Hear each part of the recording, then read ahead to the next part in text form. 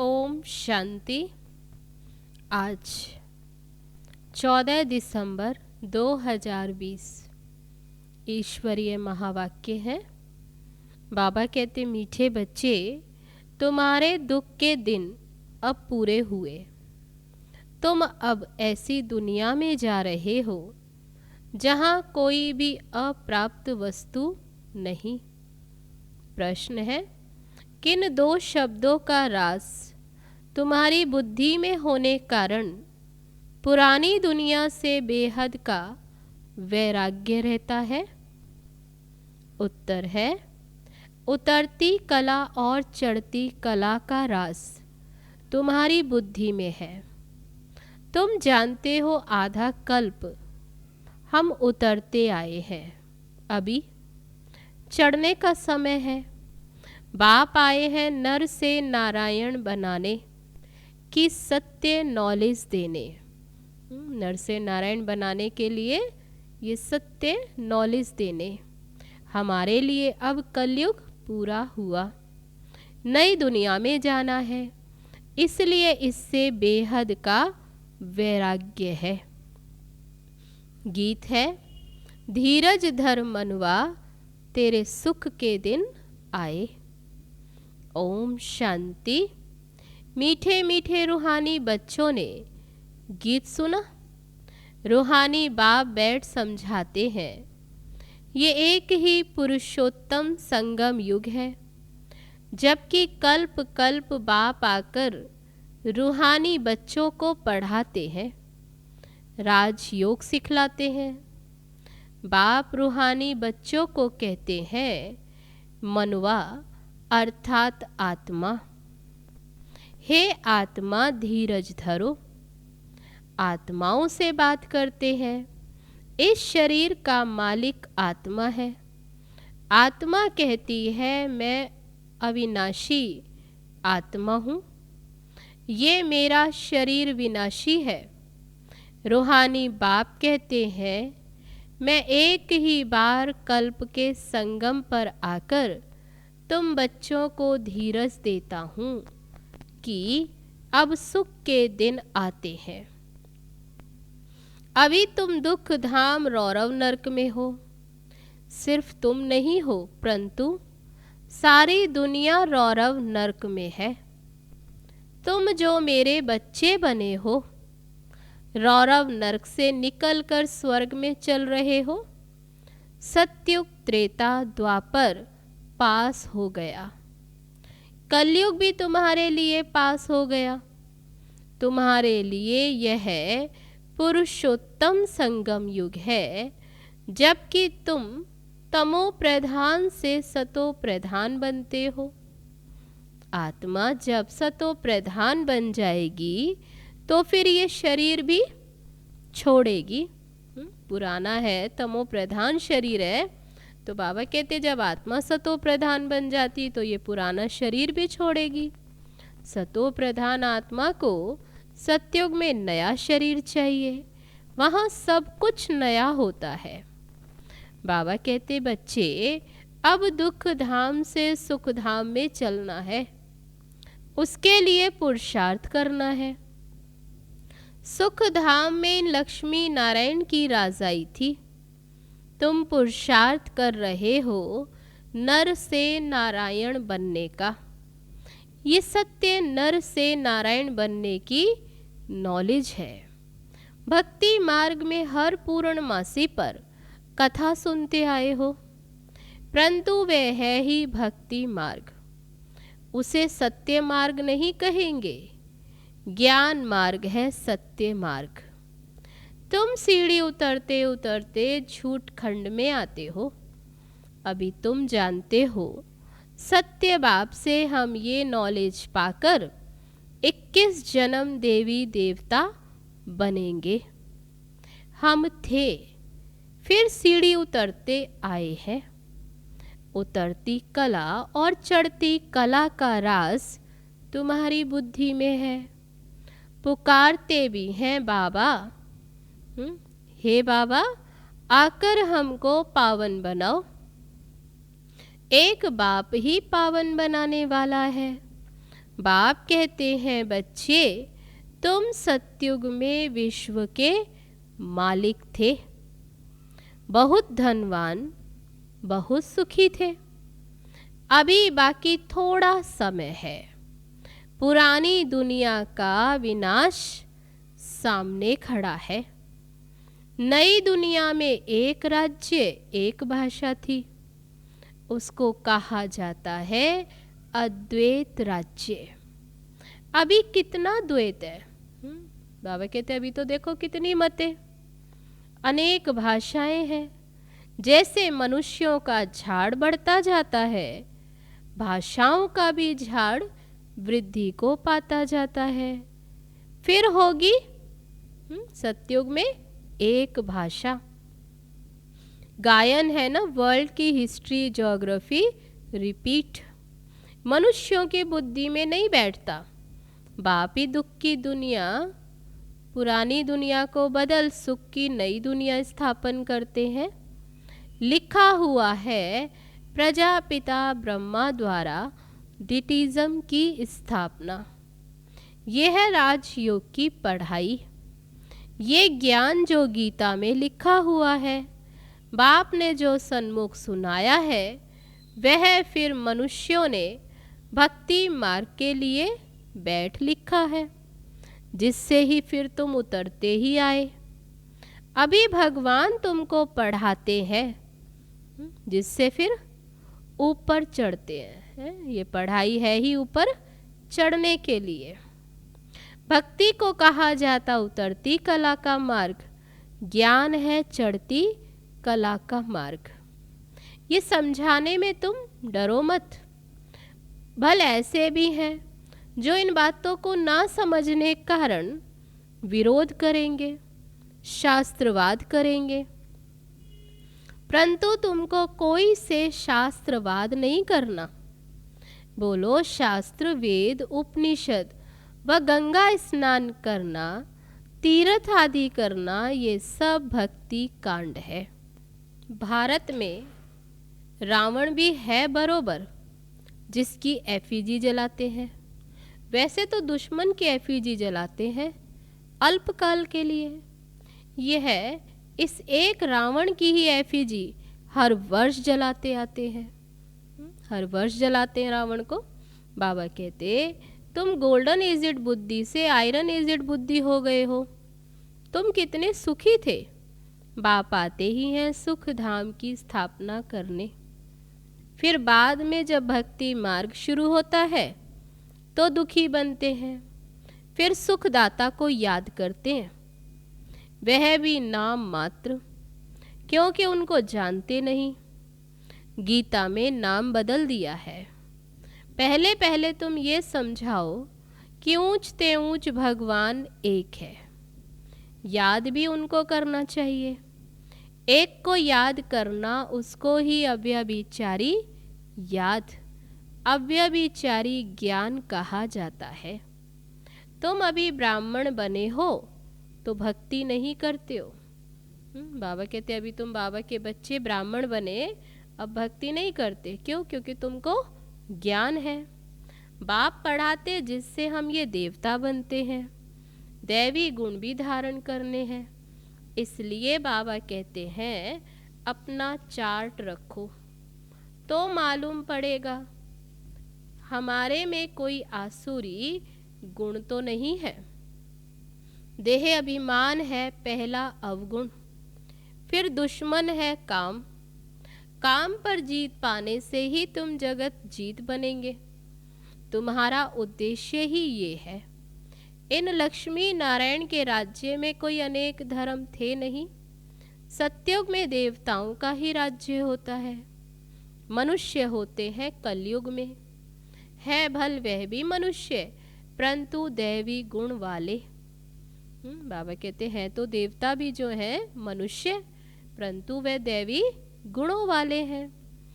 इस समय सब मनुष्य आसुरी गुणों वाले हैं। सतयुग में काम महाशत्रु नहीं होता। बाबा कहते इस काम महाशत्रु पर जीत पाने से तुम जगत जीत बनेंगे। वहां रावण होता नहीं, ये भी मनुष्य समझ नहीं सकते। गोल्डन एज से उतरते उतरते तमो प्रधान बुद्धि बने हैं। अब फिर सतो प्रधान बनना है। उसके लिए एक ही दवाई मिलती है। क्या दवाई है? बाबा कहते अपने को आत्मा समझ बाप को याद करो तो जन्म जन्मांतर के पाप भस्म हो जाएंगे। तुम बैठे हो पापों को भस्म करने, तो फिर आगे पाप नहीं करना चाहिए, नहीं तो वह 100 गुना बन जाएगा। विकार में गए तो 100 गुना दंड पड़ जाएगा, फिर वह मुश्किल चढ़ सकते हैं। पहला नंबर दुश्मन ये काम। 5 मंजिल से गिरेंगे तो हाड़ गोड़ एकदम टूट जाएंगे, शायद मर भी जाएंगे। ऊपर से गिरने से एकदम चकनाचूर हो जाते। तो बाबा कहते एकदम जैसे कि मर जाएंगे, यानी ज्ञान छोड़कर ही चले जाते हैं। बाप से प्रतिज्ञा तोड़ काला मुंह किया, गोया आसुरी दुनिया में चला गया। यहाँ से तो मर गया, बाबा के घर से चला गया। उनको फिर ब्राह्मण नहीं शूद्र कहा जाएगा। बाबा कितना सहज समझाते। पहले तो ये नशा रहना चाहिए।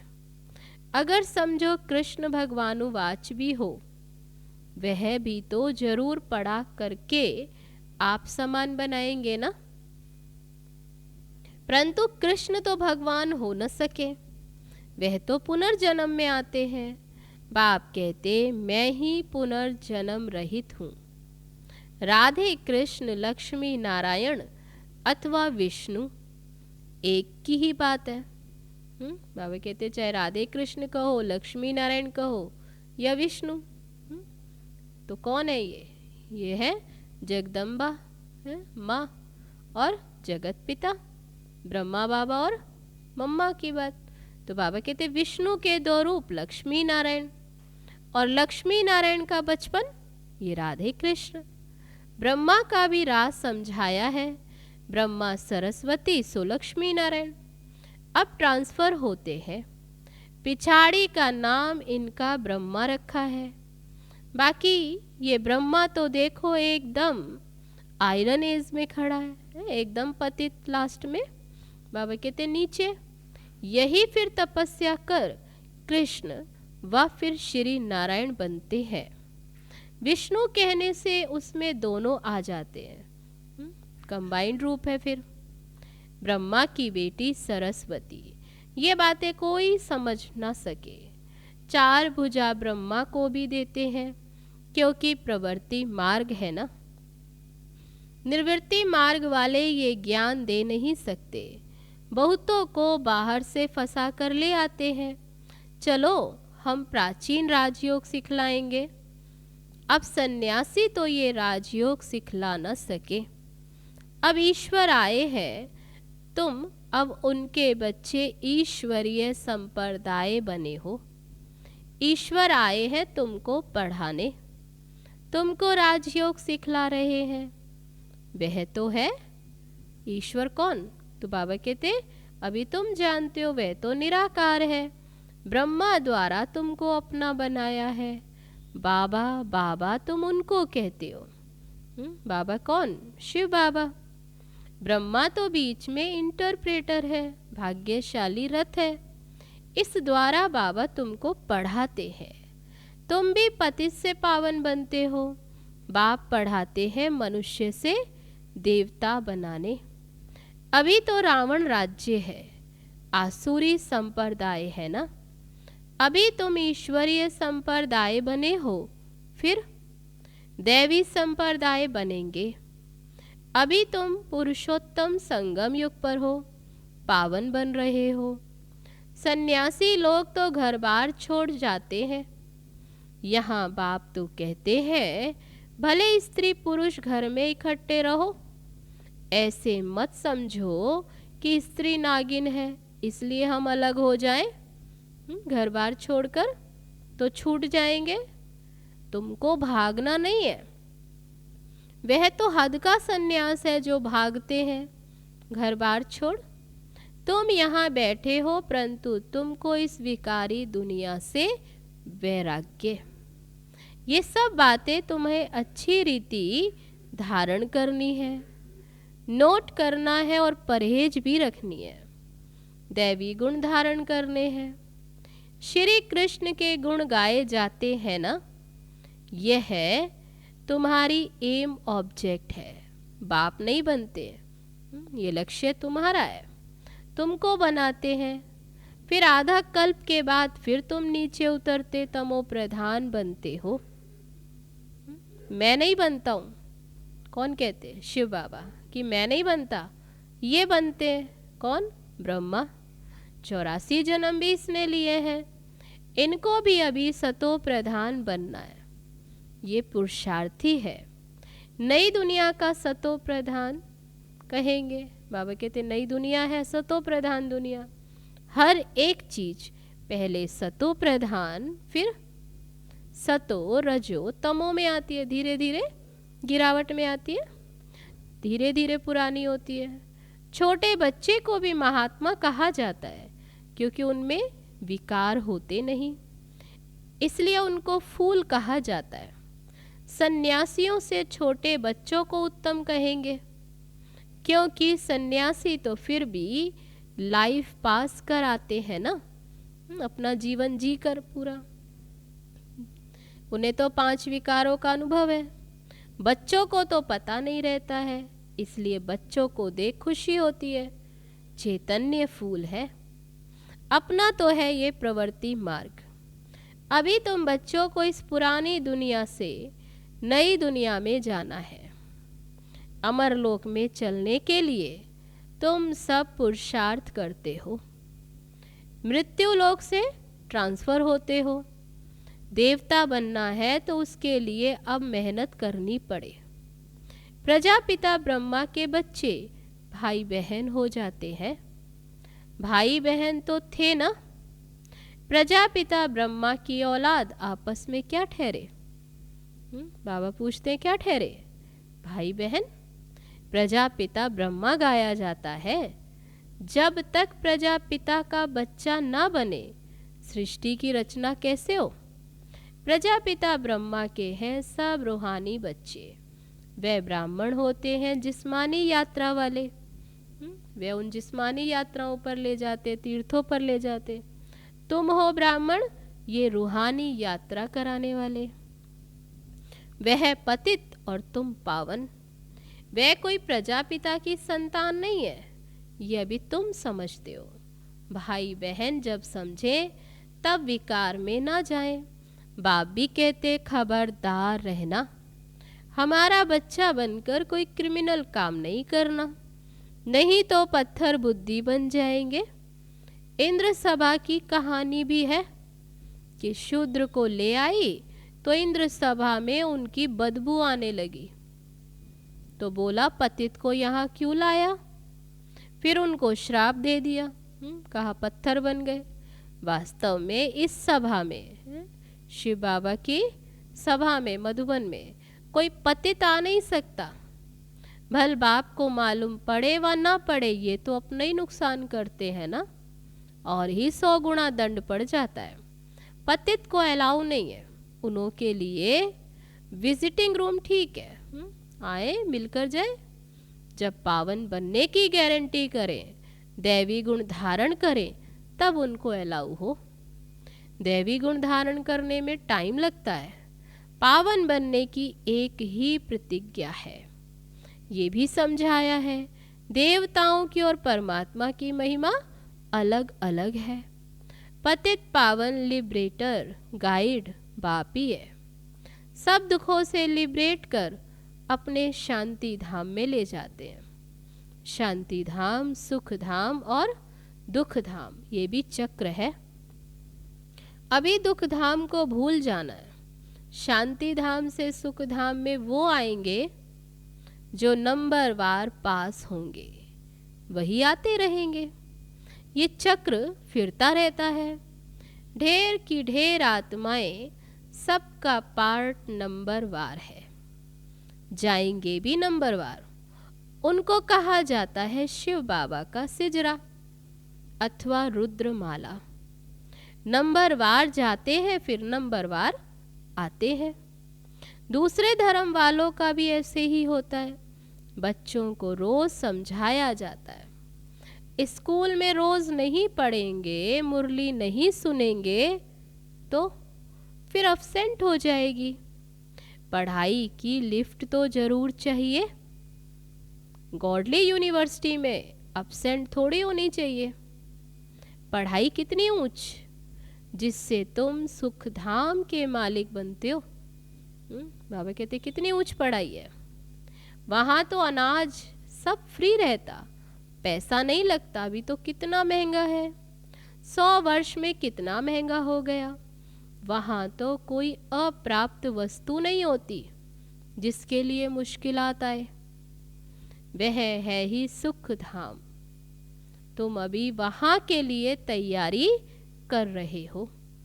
ये पढ़ाई पढ़ते हो जिससे इतनी ऊंच प्राप्ति हो जाती है। तुम बेगर टू प्रिंस बनते हो। साहूकार लोग अपने को बेगर नहीं समझते। अच्छा, मीठे मीठे सिकी लदे बच्चों प्रति माता पिता बाप दादा का याद प्यार और गुड मॉर्निंग। रूहानी बाप की रूहानी बच्चों को नमस्ते। हम रूहानी बच्चों की रूहानी बाप दादा को नमस्ते नमस्ते। ओम शांति। अब है धारणा के लिए मुख्य सार। पहली पॉइंट, बाप से जो संपूर्ण पावन बनने की प्रतिज्ञा है इसे तोड़ना नहीं है। बहुत बहुत परहेज रखनी है। अपना चार्ट देखना है। हमारे में कोई अवगुण तो नहीं है। दूसरी पॉइंट, गॉडली यूनिवर्सिटी में कभी भी अपसेंट नहीं होना है। सुख धाम का मालिक बनने की ऊंची पढ़ाई एक दिन भी मिस नहीं करनी है। मुरली रोज जरूर सुननी है। अब है आज का वरदान।